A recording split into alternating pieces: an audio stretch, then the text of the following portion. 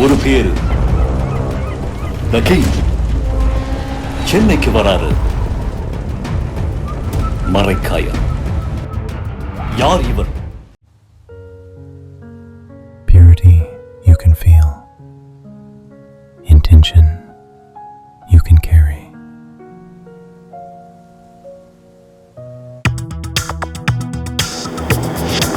Delivering smiles all around the professional careers. Reach us to reach them.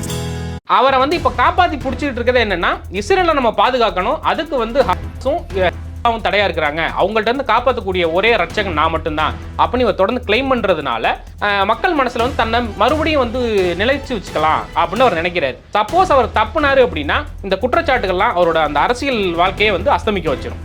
எனக்கு வந்து இந்தியாவில் 140 கோடி மக்கள் இருக்கிறாங்க அப்படின்னு சொல்லி அவர் இந்தியாவை சொல்றதான காரணம் என்ன? பைடன் காலத்தில் கூட ஒரு மாதிரி ஒரு மென்போக்கை வந்து பைடன் கண்டுபிடிச்சார். பார்க்கெல்லாம் போகாதீங்கப்பா, அதெல்லாம் தப்பு அப்படின்னு சொல்லிட்டு வந்து பஞ்சாயத்து பண்ணுற மனநிலையிலே இருந்தார். ரொம்ப தீவிரமாக இறங்கலை. ஆனால் ட்ரம்ப்பை பொறுத்த வரைக்கும் அவர் 2 எக்ஸ்ட்ரீம்லேயே இருக்கக்கூடிய ஆள். எந்த நேரத்தில் எந்த முடிவு எடுப்பாருன்னு யாருக்கும் தெரியாது. இதெல்லாம் மக்களுடைய போலி கண்ணீர் தான். அந்த தலைவருக்கு எதிரான மனநிலை தான் ஈரான் மக்கள் இருக்கிறாங்க. அவங்க போலி கண்ணீர் வடிக்கிறாங்க. ஒன்றுன்னா இது வந்து வெஸ்டர்ன் மீடியாஸ் கண்டினியூஸாக வந்து லாஸ்ட் ஒரு 50 வருஷமாக கட்டமைச்ச ஒரு பிம்பம். அயத்துல்லா அலி கமேனி அப்படிங்கிறது வந்து ஒரு டிக்டேட்டரு, அவர் வந்து அந்த மக்களுக்கு வந்து இது பண்ணிட்டாரு அது பண்ணிட்டாருன்ட்டு. சப்போஸ் வந்து அயத்துல்லா அலி கமேனி மாதிரி ஒரு தலைவர் இல்லாமல் இருந்திருந்தா, அதுக்கு முன்னாடி இருந்த ஷா டைனஸ்டியில் இருந்த பீப்புள்ஸ் மாதிரி இருந்திருந்தா என்னைக்கே வந்து ஈரானை வந்து தூக்கி சாப்பிட்டு போயிருக்கும். இஸ்ரேலாக இருக்கட்டும் அமெரிக்காட்டும். அவர் வந்து அந்த குறிக்கோள்களில் வந்து ஈரானை வந்து அதோட சொந்த காலில் நிற்க வைக்கணும், யார்கிட்டையும் வந்து அடிபணி வைக்கக்கூடாதுங்கிறதுல ரொம்ப தெளிவாக இருந்தார். அதனால தான் வந்து அந்த மக்கள் வந்து அவரை 30 வருஷத்தில் வந்து எந்த போராட்டம் நடந்துச்சு.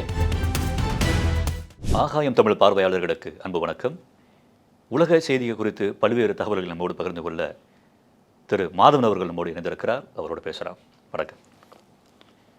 ஹமாஸ் தங்களுடைய ஆயுதங்களை திருப்பி ஒப்படைக்காத வரைக்கும் இந்த போரை நாங்கள் நிறுத்தி கொள்ள மாட்டோம், அதாவது லெபனான் மீது உண்டான அந்த போரை நிறுத்தி கொள்ள மாட்டோம் அப்படின்னு சொல்லியிருக்கிறாரு இஸ்ரேலுடைய அதிபர் நெதன்யாகு. இன்னும் சொல்லப்போனால் சமீபத்தில் ஈரானுக்கும் அமெரிக்காவுக்கு ஏற்பட்ட அந்த போர் ஒப்பந்தம் ஏற்பட்ட போதிலும் நாங்கள் தொடர்ந்து என்ன செய்வோம், லெபனானை தாக்குவோம் அப்படிங்கிற ஒரு ஸ்டேட்மெண்ட்டை கொடுத்துருக்கிறாரு. இதற்கிடையில் அமெரிக்காவுடைய வைஸ் பிரசிடென்ட் அமெரிக்காவுக்கு எங்களை தவிர கூட்டாளிகள் கிடையாது அப்படிங்கிற ஒரு கண்டனத்தையும் அறிவிச்சிருக்கிறாரு.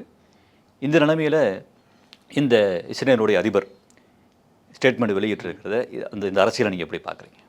ஃபர்ஸ்ட் திங் என்னென்னா, நெதன்யாகுக்கு இந்த மாதிரியான வாய்ஸ் டோன் வந்து புதுசு கிடையாது. அவர் வந்து 1996 இஸ்ரேலோட பிரைம் மினிஸ்டராக வந்து பதவியேற்ற காலத்திலேருந்தே வந்து அவர் இதே மாதிரி டோனில் தான் வந்து பேசிகிட்டு இருக்கிறாரு. ஒன்று என்னென்னா, ஓவர் த பீரியட் வந்து நமக்கு ஃபஸ்ட்டு காசாவை நம்ம எடுத்துக்கிட்டோம் அப்படின்னா அதில் அவங்களோட ஸ்டாண்ட் ஃபஸ்ட்டு என்னவாக இருந்துச்சு அப்படின்னா, ஆக்குபை பண்ணணும், ஹமாஸை வந்து டேக் டவுன் பண்ண போகிறோம் அப்படிங்கிறத வந்து அவங்க அறிவிச்சிருந்தாங்க. ஹமாஸ் வந்து எப்போவோ வந்து அந்த பேச்சுவார்த்தைகளுக்கு இறங்கி வந்துட்டாங்க. அந்த அக்டோபர் போருக்கு அப்புறம் ஹமாஸ் வந்து இஸ்ரேலை வந்து ப்ரீச் பண்ணிட்டாங்க. செக்யூரிட்டி ப்ரீச் நடந்ததுக்கப்புறம் வந்து பேச்சுவார்த்தைகள் நடந்துச்சு. ஒரு 32 நாட்கள் கண்டினியூஸாக வந்து ஒரு வார் நடந்துச்சு. அதுக்கப்புறம் வந்து ஹமாஸ் வந்து டெக்னிக்கலி வந்து அவங்கக்கிட்ட வந்து ஆயுதங்களை வந்து டேக் டவுன் பண்ணாங்க இஸ்ரேல். ஒரு கட்டத்தில் வந்து இவங்க அந்த ஆக்குப்பையை வந்து ரொம்ப தீவிரமாக வந்து முன்னெடுக்க ஆரம்பித்தாங்க. இப்போ ஒரு எல்லோ லைன் ஒன்று போட்டாங்க. காசா ஸ்ட்ரிப்பில் வந்து மொத்த பகுதியில் வந்து 54% வந்து இஸ்ரேல் வந்து தங்களோட வசம் எடுத்துக்கிச்சு. மீத பகுதியில் தான் வந்து காசா மக்கள் வந்து இருந்துகிட்டு இருக்காங்க. இப்போ அதுலேயும் வந்து ஒரு 11% வந்து எக்ஸ்டெண்ட் பண்ணிட்டாங்க. இப்போ மொத்த காசா நிலப்பரப்பில் 64% வந்து இஸ்ரேல் வந்து தன்னோட வசம் வச்சுருக்கு. இன்னும் வந்து மிலிட்ரி ஆக்குபேஷன்ஸ் வந்து தொடர்ந்துகிட்டு இருக்காங்க. ஒரு குறிப்பிட்ட ஒரு 12 ஷெல்டருக்குள்ளார கிட்டத்தட்ட 1.1 மில்லியன் மக்கள் வந்து காசா மக்கள் வந்து தங்க வைக்கப்பட்டிருக்காங்க. இது ஒரு சைடு பிரச்சனை போய்கிட்டு இருக்கு. இஸ்ரேலோட நெதன்யாகுவோட முதற்கான குறிக்கோள் என்னென்னா, மொத்த பாலஸ்தீன் நிலப்பரப்பை வந்து தங்களோட இணைச்சிக்கணும். அதுக்கு அவங்க சொல்கிற ஒரு சப்பக்கட்டு தான் வந்து ஹமாஸை வந்து நாங்கள் டேக் டவுன் பண்ண போகிறோம். ஹமாஸ் ரீசெண்டாக வந்து எங்கே தாக்கல் நடந்தாங்க அப்படிங்கிற லிஸ்ட் வந்து வெஸ்டர்ன் மீடியாஸே என்ன வரைக்கும் வெளியிடல. ஏன்னா ஹமாஸ் வந்து முன்னாடி இருந்ததை காட்டிலும் இப்போ வந்து பலவீனம் அடைஞ்சிருக்காங்கிறது வந்து நிதர்சனமான உண்மை. பாலஸ்தீன் அதிகார சபையுமே வந்து அதை அக்செப்ட் தான் பண்ணுறாங்க. ஸோ அங்கே வந்து இஸ்ரேலுக்கு கன்ஃபரன்டேஷனாக வந்து எந்த மாதிரியான ஒரு வார்ஃபேர் வந்து நடக்கலை. இஸ்ரேல் வந்து தாங்களே வந்து ஒரு விக்டிம் கார்டு எடுத்துக்கிட்டு எங்களை வந்து நசுக்கிறாங்க, எங்களை வந்து ஒடுக்குறாங்க, எங்களுக்கு பிரச்சனையாக இருக்குது அப்படின்னு சொல்லிட்டு இவங்க தான் அப்பாவி மக்கள் மேலே அந்த ஒரு என்ன சொல்கிறது, ஒரு மனிதாபிமானம் இல்லாமல் ஒரு தாக்குதல் வந்து நடத்திக்கிட்டு இருக்காங்க. கிட்டத்தட்ட வந்து ஐநா ரிப்போர்ட் படியே பார்த்தா கூட ஒரு 73,000 பேர் வந்து இதுவரைக்கும் இறந்துருக்காங்க. 20,000 குழந்தைகளுக்கு மேலே இருக்குன்னு வந்து சொல்லியிருக்காங்க. ஸோ வரப்போகிற காலங்களில் இவங்க ஒட்டுமொத்த காசா ஸ்ட்ரிப்பையும் தங்களோடதுன்னு அறிவிச்சுக்கிறதுக்காக மேலே ஒரு பழியை தூக்கி போடுறாங்க. இது ஃபஸ்ட்டு. ஓகே. லெபனான் எடுத்துக்கிட்டோம் அப்படின்னா லெபனானுக்கும் அவங்களுக்கும் 68 இருந்தே பஞ்சாயத்து போயிட்டு தான் இருக்குது. இப்போ வந்து அவங்களுக்கு லெபனானில் அவங்க புதுசாக வந்து ஒரு என்ன டாக்டிக்ஸை யூஸ் பண்ண போகிறாங்க அப்படின்னா, லெபனானை பொறுத்த வரைக்கும் வந்து ஒரு அரசியல் அமைப்பாக செயல்பட்டால் கூட ஆயுதம் தாங்கிய ஒரு அமைப்பாகவும் வந்து அதோட பார்வை இருக்குது. அவங்களுக்கு கீழே இருக்கக்கூடிய ஒரு அமைப்பை வந்து அவங்க பாதுகாத்துட்டு வர்றாங்க. சவுதர்ன் லெபனான் ஃபுல்லாக வந்து ஹிஸ்புல்லாவோட கண்ட்ரோலில் இருக்குது. ஹிஸ்புல்லா வந்து நாங்கள் தாக்குறோம், ஹிஸ்புல்லா தான் எங்களுக்கு த்ரெட்டாக இருக்குது, அதுதான் வந்து இஸ்ரேலோட வாதம். ஆனால் ஹிஸ்புல்லாவில் இருக்கக்கூடிய ஹிஸ்புல்லா இல்லாத சில பகுதிகளில் வந்து கிறிஸ்டியன்ஸ் அதிகமாக டாமினேட்டான பகுதிகளும் இருக்குது. அங்கேயும் வந்து கண்டினியூஸான தாக்குதல் நடந்துக்கிட்டு இருக்குது. இது என்ன நினைக்குது அப்படின்னா, இஸ்ரேல் வந்து அங்கே உள்நாட்டுக்குள்ளர ஹிஸ்புல்லாவுக்கு எதிரான ஒரு மனநிலையை உருவாக்கணும். இப்போ அங்கே இருக்கிற மக்கள்கிட்ட வந்து என்ன நினைப்பாங்க, இப்போ எங்களுக்கு இதுக்கும் எந்த தாக்குதலுக்கு சம்மந்தமே கிடையாது, நாங்கள் அந்த ஒரே லெபனானில் நாங்கள் வேறு பகுதியில் இருக்கிறோம், எங்கள் மேலே தாக்குதல் நடந்துச்சுன்னா அதுக்கு காரணம் வந்து இங்கே இருக்கிற ஹிஸ்புல்லா தான். ஸோ ஹிஸ்புல்லாவுக்கு அதோட சொந்த மண்ணிலே வந்து ஒரு இருப்பியல் சிக்கலை கொடுத்துட்டோம் அப்படின்னா அங்கே ஒரு உள்நாட்டு பிரச்சனை வரைக்கும் ஹிஸ்புல்லா வந்து மக்கள் அந்த ஊர் மக்களை வெறுக்க ஆரம்பிப்பாங்க. அதை மையமாக வச்சு இஸ்ரேல் வந்து இந்த மூமெண்ட்டை வந்து எடுத்துருக்கிறாங்க. இப்போ சதர்ன் லெபனான் ஃபுல்லாக வந்து அட்டாக் நடந்திருக்கு. அது சம்மந்தமே இல்லாமல் வந்து மேற்கு லெபனான்லையும் வந்து குறி வைக்க ஆரம்பிச்சிருக்காங்க. கிறிஸ்தவர்கள் இருக்கக்கூடிய பகுதி. ஆமாம், கிறிஸ்தவர்கள் அதிகமாக இருக்கக்கூடிய பகுதியிலையும் இது நடத்துகிறாங்க. ஸோ ஒரு காலங்காலமாக 1948 இஸ்ரேல் ஒரு நாடு உருவானதுலேருந்து அவங்களுக்கு வந்து வார்ஃபேரை பொறுத்த வரைக்கும் மத்திய கிழக்கில் ரொம்ப டாக்டிஸாக யூஸ் பண்ணக்கூடிய இஸ்ரேலுக்கு எந்தெந்த நிலப்பகுதி யார் யார் கண்ட்ரோல் இருக்குங்கிறது கூட தெரியாது. ஸோ இது வந்து அப்பட்டமான அங்கே இருக்கிற ஒரு உள்நாட்டு பிரச்சனையை வந்து ஹிஸ்புல்லாக்கு எதிராக திருப்பணும் அப்படிங்கிறதுல வந்து இஸ்ரேல் ரொம்ப தீவிரமாக இறங்கியிருக்காங்க. அதுக்கு இப்போ வந்து மக்கள் வந்து சில கேள்வி கேட்க ஆரம்பிச்சிட்டாங்க. நாங்கள் எங்களுக்கு இது சம்மந்தமே இல்லாத போர், அவங்க வந்து ஹிஸ்புல்லாவை அடிக்கிறோம் அப்படின்னா ஹிஸ்புல்லா இல்லாத பகுதிகளில் அடிப்படை அப்பாவி மக்களை குறி வச்சு ஏன் தாக்குதல் நடத்துகிறாங்க, மக்கள் வசிச்சிருக்க பகுதி. இன்னொன்று ரெஃப்யூஜிஸாக போயிட்டு டென்ட் போட்டு தங்கியிருக்கிறவங்க மேலாம் வந்து ஆர்ட்டிலரி யூஸ் பண்ணணுங்கிற என்ன தேவை இருக்குது? மதம் தாண்டி இனம் தாண்டி ஒரு அப்பாவி மக்கள் மேலே வந்து நீங்கள் அரசியல் பழிவாங்க நோக்க இப்போ கடைபிடிக்கிறதே வந்து தப்பு. இதுவே வந்து நெதன்யாகு மேலே காலங்காலமாக வைக்கப்படக்கூடிய குற்றச்சாட்டுகள் தான். இப்போ காசாலே வந்து இவங்க என்ன பண்ணாங்க, ஹமாஸ்ன்னு சொல்லிட்டு இவங்க கொன்ன கிட்டத்தட்ட 90% பேர் வந்து அப்பாவி மக்கள் தானே, ரெஃப்யூஜிஸ் தான். அவங்க அன்றாட வாழ்க்கைக்கோ அன்றாட சாப்பாட்டுக்கே வழி இல்லாமல் போயிட்டு ஐநாவையும் மற்ற பிற நாடுகளை நம்பிக்கிட்டு உட்காந்துருக்காங்க. அவங்க மேலே நீங்கள் வந்து ஆயுதங்களை வந்து பிரயோகிக்கிறது வந்து எந்த வகையில் நியாயம்னு வெஸ்டர்ன் மீடியாஸே கேள்வி கேட்குறாங்க. இன்னொன்று என்னென்னா, நெதன்யாகுவை பொறுத்த வரைக்கும் அவருக்கு சில பிரச்சனைகள் இருக்குது. நீங்கள் எடுத்துக்கிட்டீங்க அப்படின்னா 96 அவர் பிரசிடெண்ட்டாக செலக்ட் ஆனதுலேருந்து அமெரிக்கன் காங்கிரஸில் போய் இவர் பேசினார். சர்ச்சிலுக்கு அப்புறம் வந்து இவர் தான் வந்து போய் பேசுகிறாரு அப்படின்னா இப்போ பயங்கர பில்டப்லாம் வந்து கொடுத்தாங்க. இவர் வந்து அங்கே இருக்கிற இஸ்ரேலி லாபிஸை வந்து அதிகமாக கண்ட்ரோல் பண்ணுறாரு. அதாவது இஸ்ரேலி லாபிஸ் தான் வந்து அமெரிக்கன் பிரசிடெண்ட்டே யார் அப்படின்னு தேர்ந்தெடுக்கக்கூடிய ஒரு வலுவான வந்து ஒரு அமைப்பாக வந்து செயல்பட்டு வராங்க. அது வந்து ஒரு திரைமறைவில் செயல்படக்கூடிய ஒரு அமைப்பு அப்படின்னா தான் இது வரைக்கும் உலகம் வந்து அறிஞ்சிக்கிட்டு இருக்கு. யார் யார் இருக்காங்கன்னு கூட தெரியாது. ஸோ இவர் வந்து ஒரு பிரதமராகிறதுக்கு முன்னாடி இஸ்ரேலோட அமெரிக்க தூதராக இருந்தார். ஒரு 4-5 வருஷம் இருந்திருக்கார். அப்போது அங்கே இருக்கிற முக்கிய பெருந்தலைகளை கையில் போட்டுட்டு இப்போ இருக்கிற ட்ரம்ப்போட அப்பா வந்து அப்போயே அவங்க பிஸ்னஸ் மேன், அவர் மூலமாக வந்து பல அமெரிக்கன் கான்டாக்ட்ஸை வந்து கையில் வச்சுட்டு தான் வந்து இவர் பதவிக்கு வந்தார் அப்படிங்கிற குற்றச்சாட்டும் இருக்குது. வந்ததுக்கு அப்புறம் என்னென்னா, அங்கே இருக்கிற அந்த பொலிட்டிக்கல் இஸ்ரேலி லாபியை யூஸ் பண்ணி இஸ்ரேலுக்கு தகுந்த மாதிரி வந்து அதிபர்களை வளைச்சிக்கிறது. நீங்கள் பார்த்துக்கிட்டீங்க அப்படின்னா ட்ரம்ப் மட்டும் கிடையாது, அதுக்கு முன்னாடி ஒபாமாவை சொல்லலாம், புஷ்ஷு சொல்லலாம். ஒவ்வொரு பீரியட்லையும் இஸ்ரேலுக்கு சம்மந்தமான இஸ்ரேலுக்கு சாதகமான முடிவுகள் அந்த அதிபர்கள் எடுத்திருக்காங்க. இதுக்கு பின்னாடி இருந்தது இஸ்ரேலி லாபியும் நெதன்யாகும். இவர் இந்த செல்வாக்கை பயன்படுத்தி தனக்கு சொந்தமான நபர்களுக்கு அதிகமான வந்து சொத்தை சேர்த்துட்டாரு அப்படிங்கிற குற்றச்சாட்டுகள் நெதன்யாகு மேலே உள்ளூர்லேயே இருக்குது. பார்த்துக்கிட்டிங்க அப்படின்னா அவர் ஆஸ்திரேலியன் பில்லியனர்கிட்ட ஒரு $3 லட்சம் வந்து வாங்கிட்டாரு, கிஃப்ட்ஸாக வாங்கிட்டாரு அப்படின்னு ஒரு கேஸ் இருக்குது அவர் மேலே. அந்த கேஸு 2016 வெடிச்சுது. மக்கள் வந்து கேள்வி கேட்க ஆரம்பித்தாங்க, ஒரு அதிபராக ஒரு பிரதமராக இருந்துட்டு நீங்கள் இப்படி பண்ணலாமா? என்ன வாங்கியிருக்கிறாருன்னா, ஆஸ்திரேலியாவோட அவர் வந்து ஒரு பில்லியனர்கிட்ட வந்து நகையாக வாங்கியிருக்கிறார் இவர் ஒய்ஃபுக்கு. நீங்கள் ஒரு பிரதமருங்கிற ஒரு ஐடென்டிட்டியை யூஸ் பண்ணி உங்களோட மனைவிக்கு வந்து சொத்து சேர்க்குறது நியாயமா அப்படின்னு கேள்வி கேட்க ஆரம்பித்தாங்க. ஸோ கிட்டத்தட்ட வந்து இங்கே ஒரு 26, அங்கே ஒரு கிட்டத்தட்ட 29 வருஷம் 6 டைம் வந்து கண்டினியூஸாக வந்து ஒரு பிரதமராக இருந்தவருக்கு இந்த மாதிரியான ஒரு குற்றச்சாட்டுகள் வந்து தன்னையோட அரசியல் போக்குக்கு வந்து ஒரு அவமானமாக இருக்கும் அப்படின்னு எதிர்பார்த்தாரு. ஆனால் துரதிருஷ்ட காலம் தான் அதுக்கடுத்து அதே மாதிரி குற்றச்சாட்டுகள் தொடர ஆரம்பிச்சிச்சு. 2018 நினைக்கிறேன், இவர் வந்து அமெரிக்காவுக்கு ஒரு ட்ரிப்பு போனார். கிட்டத்தட்ட வந்து $6 லட்சம் வரைக்கும் செலவு, வெறும் 6 நாள் ட்ரிப்புக்கு. 6 நாள் ட்ரிப்புக்கு $6 லட்சம் வந்து செலவு பண்ணுறதுக்கு என்ன காரணம் அப்படிங்கிறது வந்து உள்ளூர் இதெல்லாம் வந்து கேட்க ஆரம்பிச்சிட்டாங்க. அப்படி என்ன செலவு பண்ணீங்க? ஹேர் ட்ரெஸ்ஸருக்கு வந்து முடி சீவுறதுக்கு ஒரு சிகை அலங்கார குழுவை கூட்டி போயிருக்காரு. அதுக்கு ஒரு $1500 செலவுன்னு பில் எழுதியிருக்காங்க.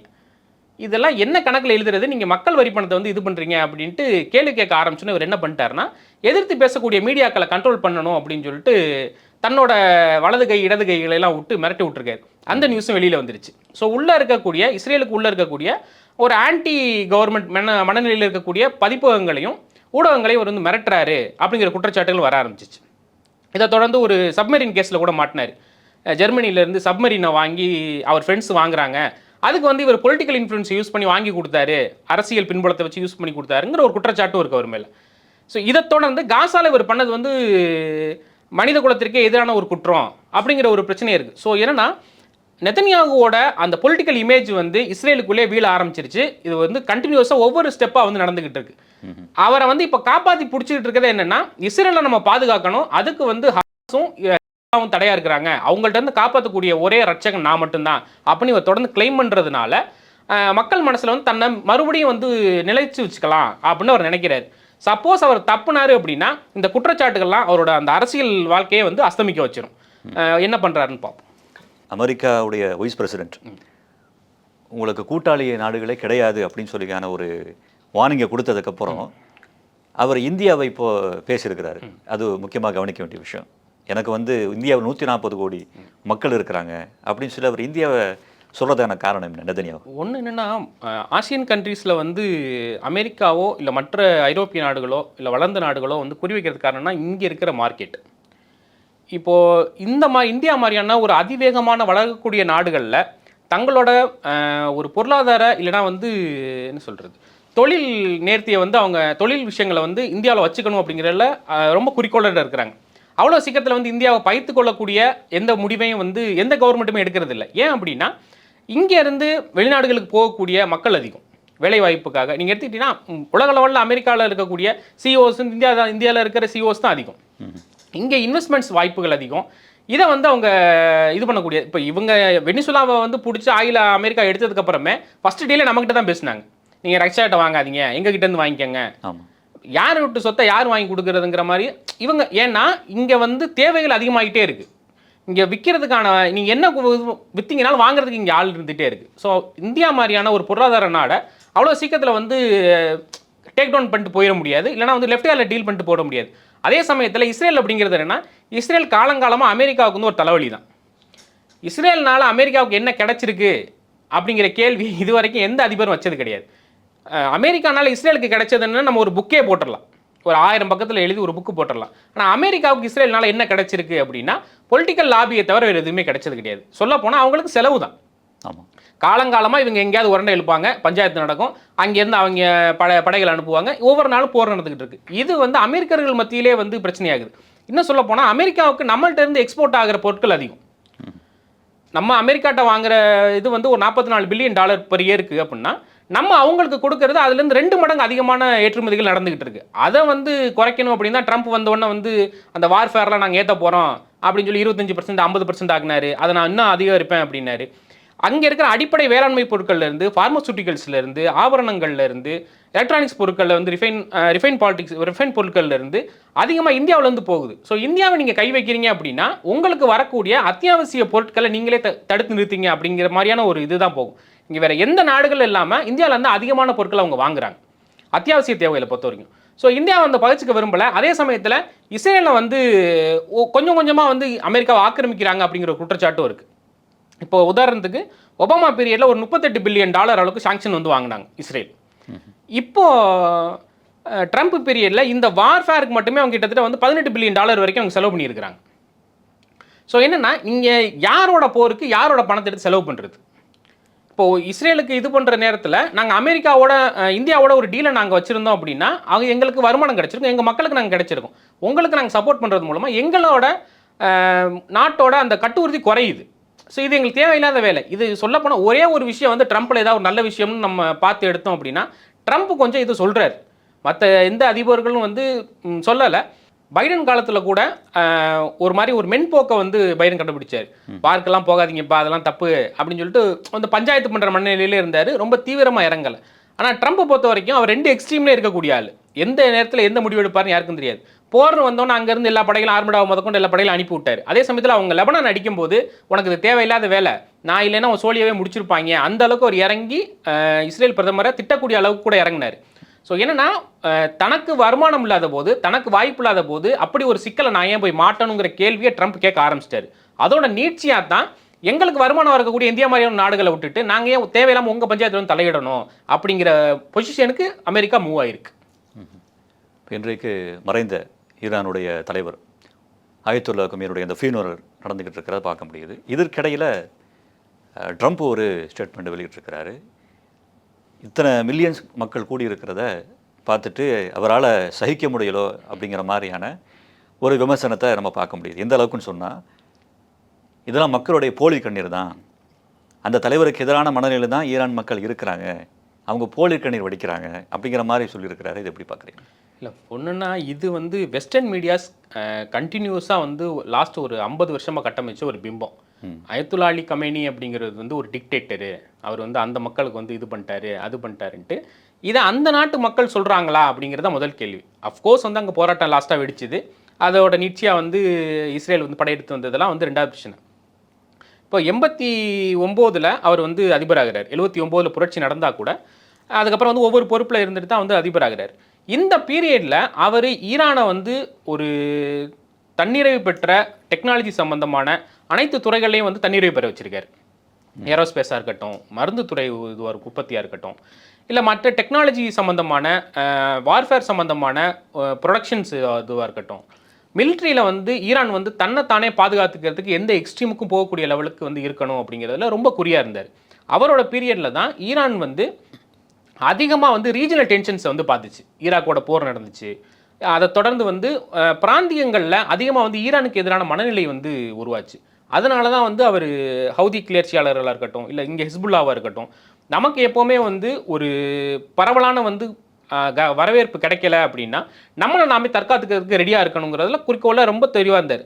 சப்போஸ் வந்து அயத்துல்லா அலி கமேனி மாதிரி ஒரு தலைவர் இல்லாமல் இருந்திருந்தா, அதுக்கு முன்னாடி இருந்த ஷா டைனஸ்டியில் இருந்த பீப்புள்ஸ் மாதிரி இருந்திருந்தா என்றைக்கே வந்து ஈரானை வந்து தூக்கி சாப்பிட்டு போயிருக்கும், இஸ்ரேலாக இருக்கட்டும் அமெரிக்காட்டும். அவர் வந்து அந்த குறிக்கோள்களில் வந்து ஈரானை வந்து அதோட சொந்த காலில் நிற்க வைக்கணும், யார்கிட்டையும் வந்து அடிபணி வைக்கக்கூடாதுங்கிறதுல ரொம்ப தெளிவாக இருந்தார். அதனால தான் வந்து அந்த மக்கள் வந்து அவரை 30 வருஷத்தில் வந்து எந்த போராட்டம் நடந்துச்சு.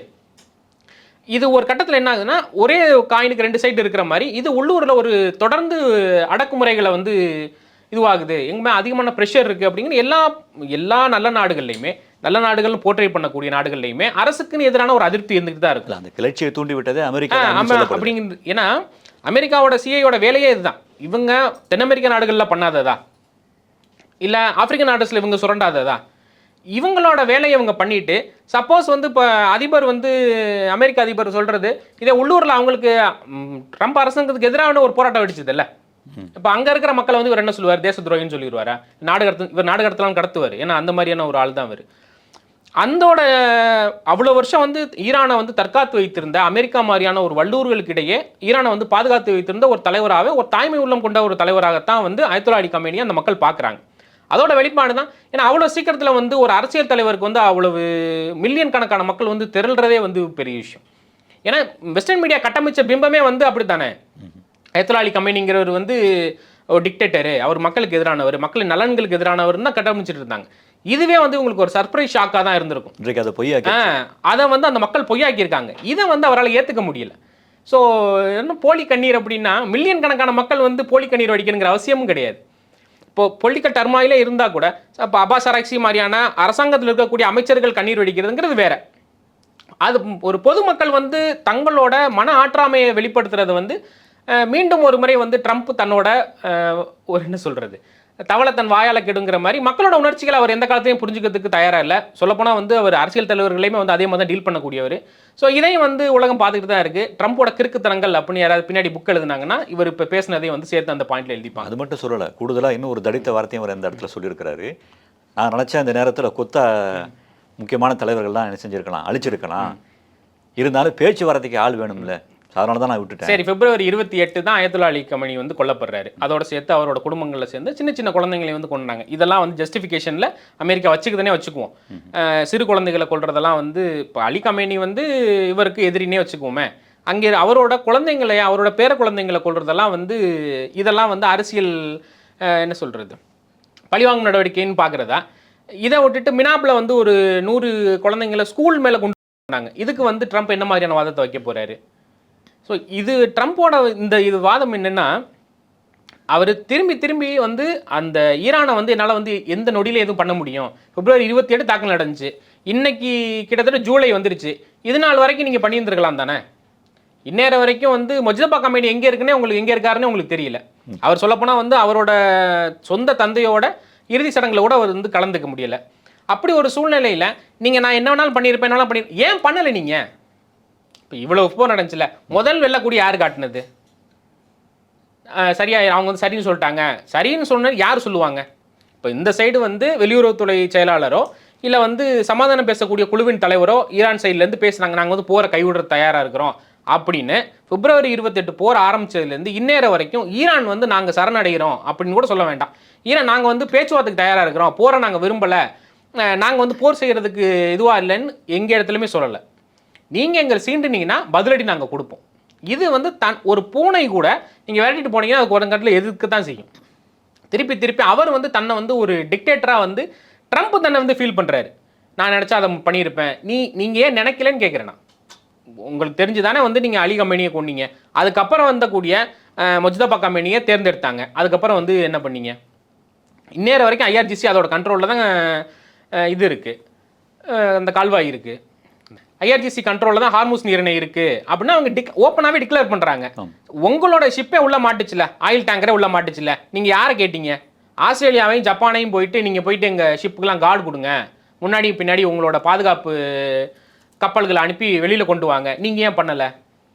ஒரு நொடியில் வந்து நான் தலைவர்கள் இல்லாமல் பண்ண இந்த வாய்ஸ் அவடால் பேசுகிற ட்ரம்ப்பு ஏன் ஹார்மோஸ் பிரச்சனையை அவரால் கடைசி வரைக்கும் தீர்க்க முடியல? அவரால் ஒரு ஷிப்பை கூட உள்ளேருந்து வெளில கொண்டு வர முடியல. உள்ளே இருக்கிற நீங்கள் லேண்ட்மைன்ஸ்லாம் எடுங்கன்னு கடைசி வரைக்கும் இவர் ஈரான்கிட்ட கேட்டுட்டு இருந்தார். லாஸ்ட்டாக வந்து இப்போ ஒரு MOU சைன் பண்ணுறாங்க, மெமரண்டம் ஆஃப் அண்டர்ஸ்டாண்டிங் சைன் பண்ணுறாங்க. 2 நாடுகளும் வந்து குறிப்பிட்ட சில மாற்றங்களை வந்து நாங்கள் அக்ரி பண்ணுறோம், இவங்க வந்து ஈரான் வந்து நாங்கள் சாங்ஷன்ஸை வந்து எங்களுக்கு இது பண்ணுங்கள், பொருளாதார தடை இல்லாமல் வந்து நாங்கள் வர்த்தகம் பண்ணிக்கிறோம்.